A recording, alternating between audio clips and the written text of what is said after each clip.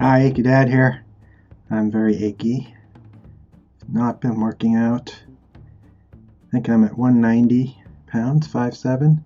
I've always been, uh, thick boned, so I should be at like 175. But with COVID, I have the COVID-19 right here.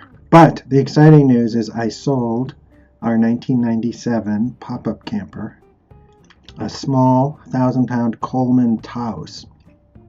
I got it from a nice young couple who used it across the country. I got it about 4 years ago. I'll put a video right up here somewhere comparing it to a bigger pop-up that we got.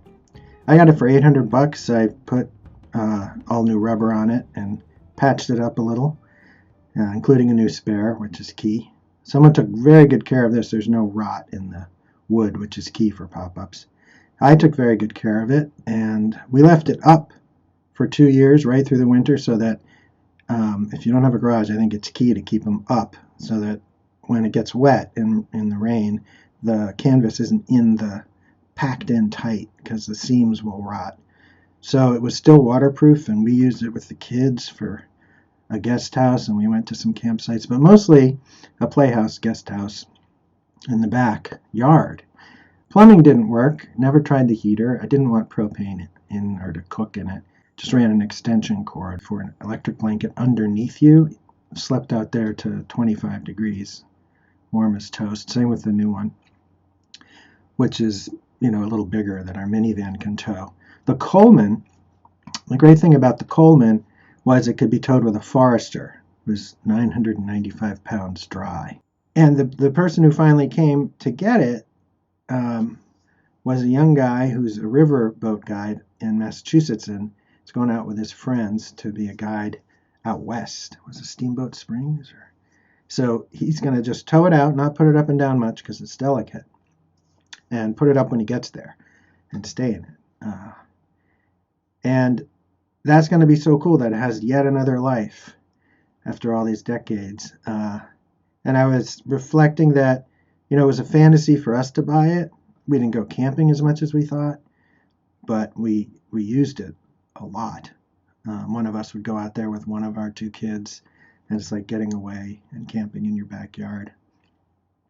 And this guy's going to have a whole young guy adventure as a riverboat guide, and so the trailer lives on, and that was it's been a great day. And I was thinking more that if you buy a camper, you're buying a fantasy like a car or a house, a dream.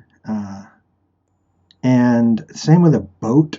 And those things are about like getting away, being alone or away from everyone in a little house. I've owned a couple little sailboats and fixed them up and sold them for what I got them for. When you sell it, if you keep it up, you get to kind of dream the other person's fantasy. Oh, I don't know, what if I was a young guy and I was heading out this summer to be a riverboat guide and all the adventures I'd have.